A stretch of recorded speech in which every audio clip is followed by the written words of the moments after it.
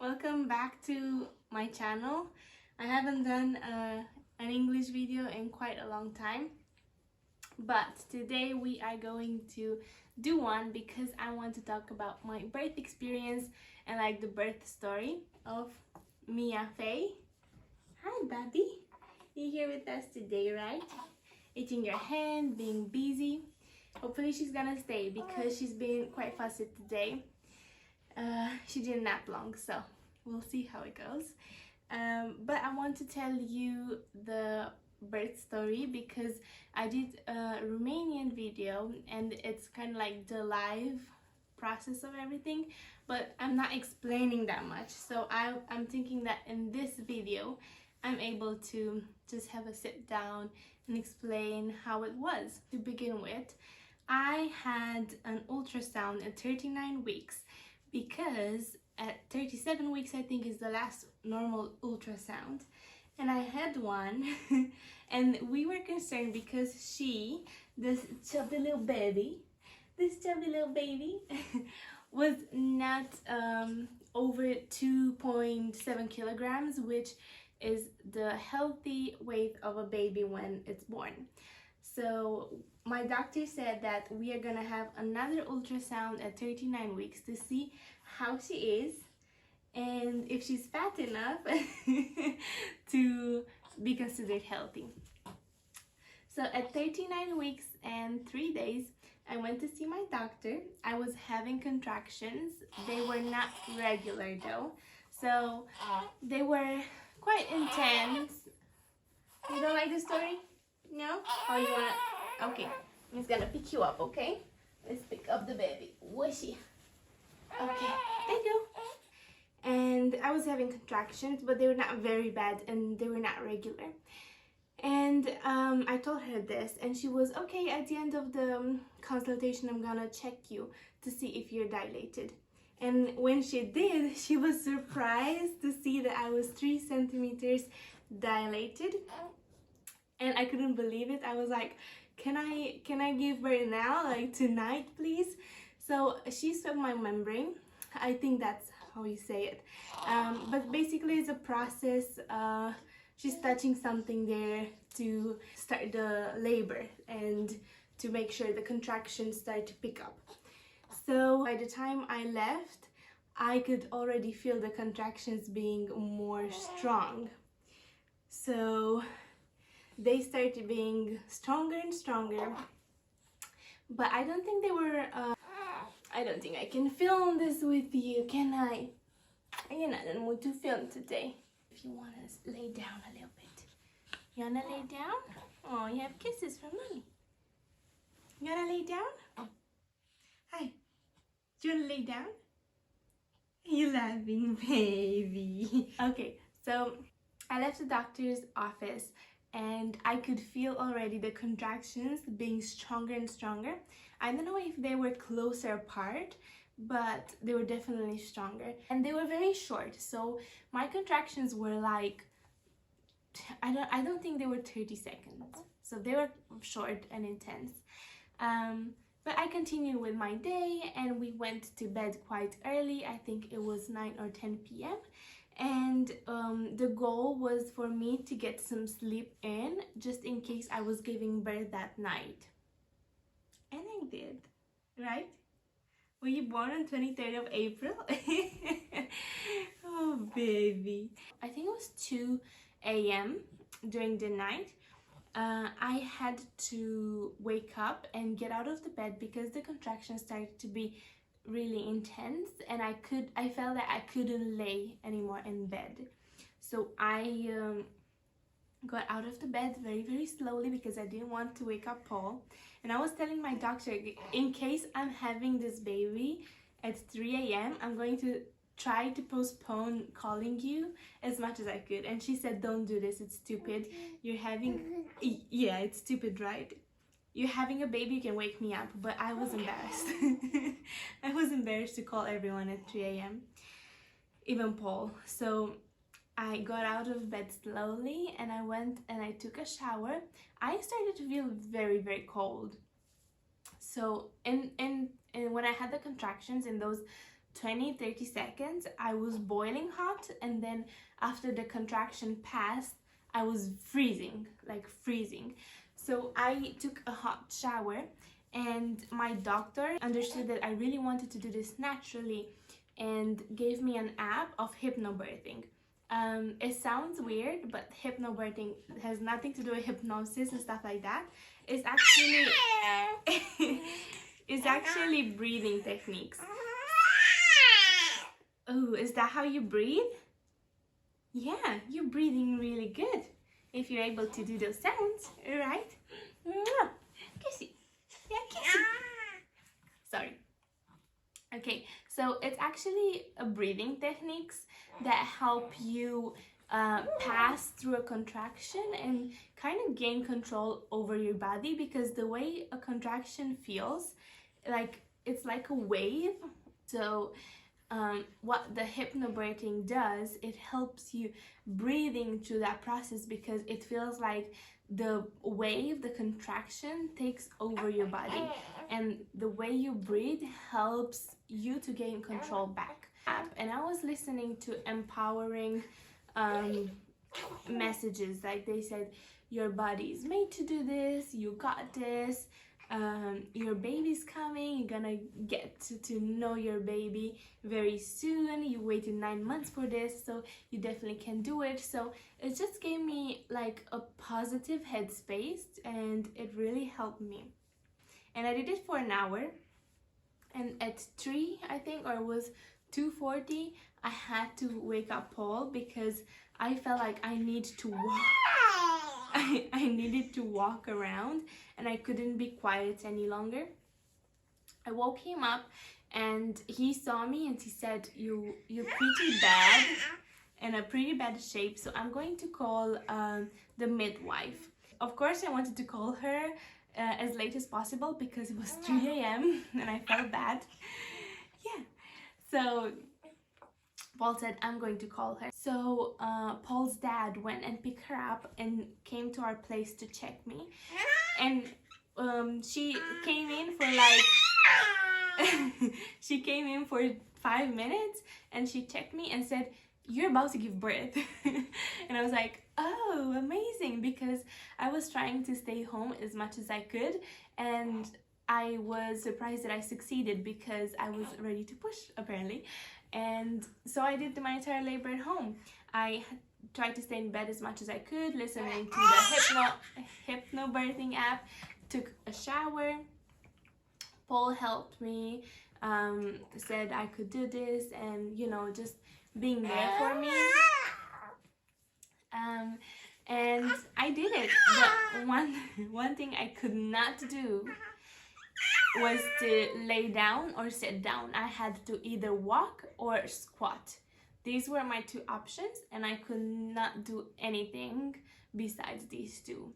So a good thing that you can do if you're about to give birth and you're trying methods of staying home as much as you can is why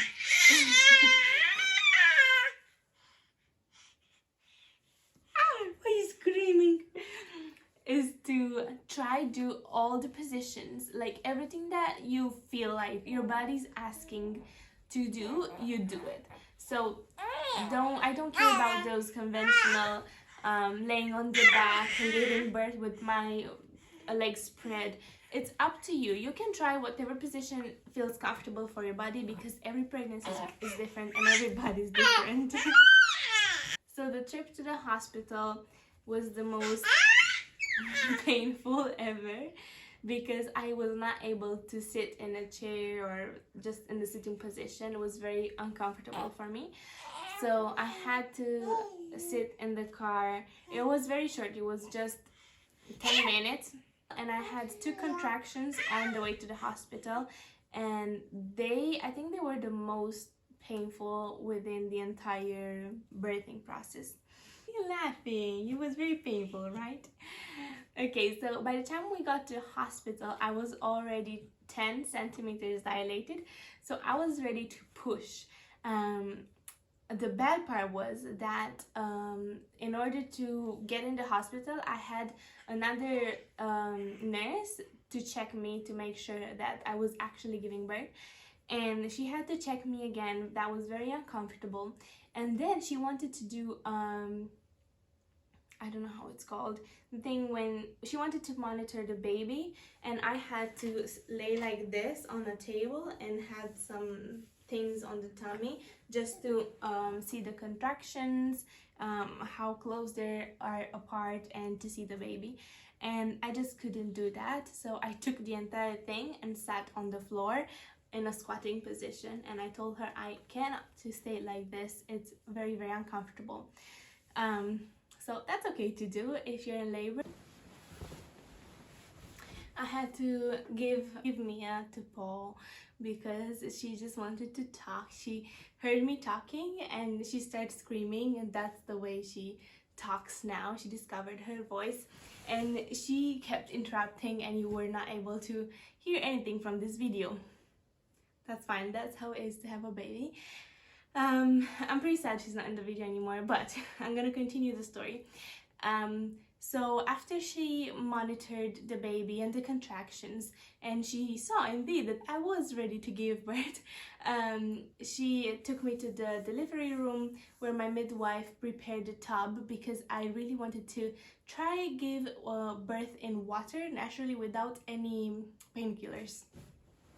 And my midwife prepared the tub and called for the doctor, and I did sit in the tub for about an hour, and it was good. But one thing that really bothered me in the water was the fact that during the contractions, I told you I was very hot, so I felt like the water was burning me and I really wanted to be cold.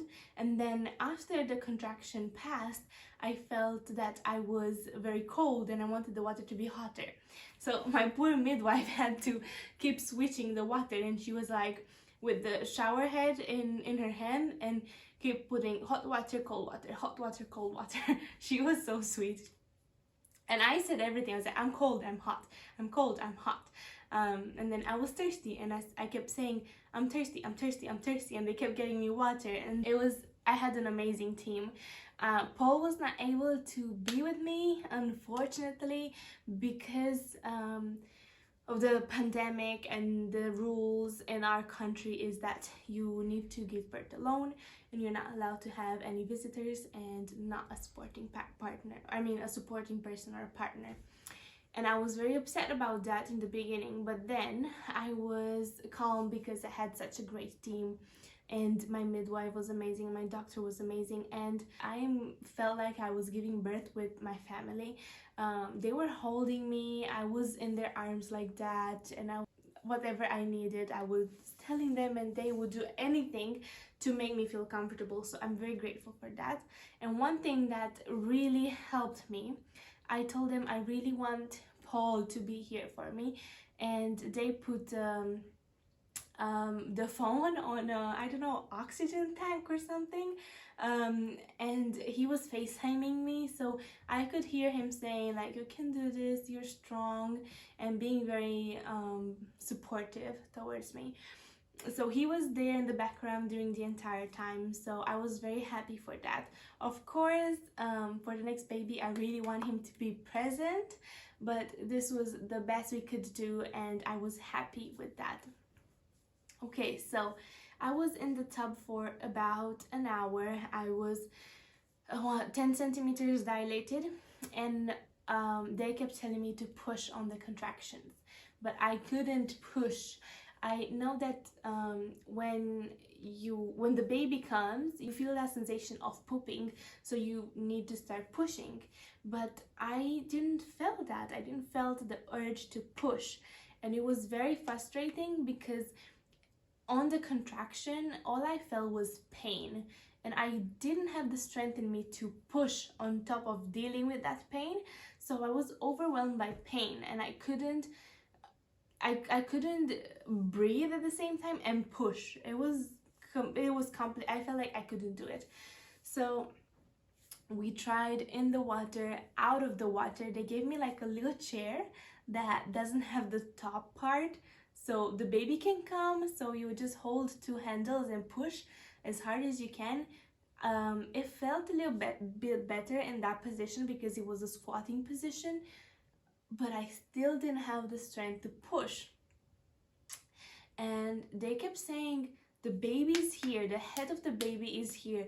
I think it was around 5 a.m. So I arrived at the hospital almost at 4ish, around 4. I just couldn't push hard enough. It's not like you do, no, it's like you need to push with your entire body. Like everything, every single muscle in your body needs to be focused on pushing. It was so energy consuming. It was tiring. It was so hard. I was desperate because the contractions were so close apart. I didn't even have time to just kind of recover. By 5 a.m. I think I felt like the pain of the contraction was non-stop. So it wasn't like you know, you're in pain for 30 seconds and then 2 minutes you're fine, and then 30 seconds of pain again. No, it was just pain. I could feel it in my entire body, and I didn't have a break. So by that time I was mentally, physically, and emotionally exhausted. And I told my doctor, she was holding me in her arms, and I told her I want a C-section, and I want it now. Like I can't push and I can't do this anymore. I want a C-section. Give me the baby. Give me the baby. Oh, baby. So I asked my doctor to do a C-section because I was in so much pain, and she kind of laughed about it and said you cannot have a C-section because the baby's head is almost out. And she said you can have an epidural instead, and asked me if I want to try an epidural, and I said no, because I was afraid of any other type of pain besides the contractions. She doesn't want to stay. Okay. Oh, you don't want to vlog with me today. You don't want to vlog. Hi, baby. Bobby. Oh. Okay, let's continue. It was kind of a selfish moment because you couldn't think about the baby's pain and about the fact that she was uncomfortable, and I was not able to push her out, and she felt really bad. I was just thinking about my pain and that I couldn't do it anymore. So after 15 minutes, the doctor said, you know what, I think you really need an epidural because you cannot push the baby out, and her heart rate starts to drop. So then I kind of realized that it's not only about me here, and she's in pain and she's uncomfortable too. So I said yes to the epidural, and it was very difficult because I was already 10 centimeters dilated, and I had to stay still in between I had contractions all the time. I think I had 2 or 3 contractions while she was giving me the epidural. After that, the doctor said until it's all good and you don't feel anything, you need to just try to sleep for 5 minutes, 10 minutes. So she took me to a room and everything was dark there, and she stood with me and said, just relax for 10 minutes. You won't be able to feel the contractions anymore, so just relax. And it was so nice. Those 10 minutes felt like hours because I really didn't feel anything from here down, so it was all numb anymore. I couldn't feel any kind of pain, and it was so good. It felt so good. The only thing is Paul was not able to stay with me during this entire time. So when they gave me the epidural and when I went to the room to relax, the FaceTime was turned off. And then she monitored the baby and said, okay, I think now it's time to try push again and she'll be born. So we went back to the birthing room and she put me on the table, and now I was fine because I didn't feel the pain anymore, and I was okay to sit on that table, and in whatever position they wanted me to, I was fine sitting in because I couldn't feel anything. And the midwife was by my belly and told me when to push. So when a contraction was very strong, she could feel the contraction, and she would tell me push, because I couldn't feel anything. So I pushed, but again, the pushing part was so difficult. It required so much energy, and I was pushing, I think, just a few times, and Mia was born. But one reason why I think the entire pushing process was very difficult for me, it was because her umbilical cord was so short. She couldn't, the doctor couldn't pull her out to be on her arms on the table. The doctor had to use a vacuum to pull her out and to cut her umbilical cord right there. I don't know, in my vagina, I can't really tell, but I know that umbilical cord was very short, and that was the reason I couldn't push her, because the umbilical cord was pulling her back. So they used a vacuum to pull her out, and that's why she had a little hematoma on the head. She had a stressful time too. I was pushing, I think, just a few times, and Mia was born. But one reason why I think the entire pushing process was very difficult for me, I was exhausted. But after that, they took her right away because they needed to, I can't remember, because it was like I was dreaming. I feel like I was not very aware of everything. I know because Paul told me and the doctor told me, and I saw it on video, but I don't really remember that moment very well because I was so exhausted. But they took her away, and the doctor, she took care of me. She delivered a placenta. During that time, I remember just a few scenes, but I think it was just, I was so tired. It was exhausting. So after that, I went back to that room that was next to the delivery room, and again, they made it all dark and said, you just need to rest now. And I passed out. I think 4 times. And the midwife kept coming to me, and all the nurses and my doctor, and they said, Mia's doing amazing, she's been taken care of, we need to take care of you now.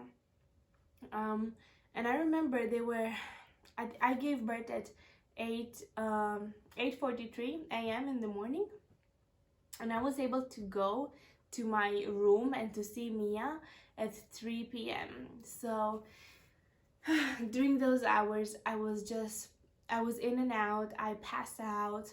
I was aware of everything, and then I kind of drifted off again, and I was trying to pee, but I couldn't pee, and it felt very painful. And then I was trying to drink water and eat, but I didn't felt like it, and I didn't have the strength to get up because I was passing out. It was a very confusing moment. But after that, after those hours passed and I was able to gain some of my strength back, by 4 p.m. I was fine. I remember I was going to the bathroom and I didn't have any kind of pain. I was just tired, but other than that, I felt really good. My anesthesia passed and everything was normal again. So that is kind of my birth story. I mean, I'm sure I'm gonna give birth again because I want more babies. The first thing I'm gonna ask for when I get into the hospital is for epidural, because I felt it was so easy with the epidural. It was really good. So my only regret is not asking for that epidural sooner. Other than that, I would do it again. I cannot wait to have another baby. It's just that I need that epidural. So that was my birth story. That's how I managed to labor at home. And by the time I got to the hospital, I was already dilated, and then it was time for pushing. I think my labor was short and nice. And the entire experience actually was kind of short and nice compared to other women. I hope you enjoyed my story and the story time.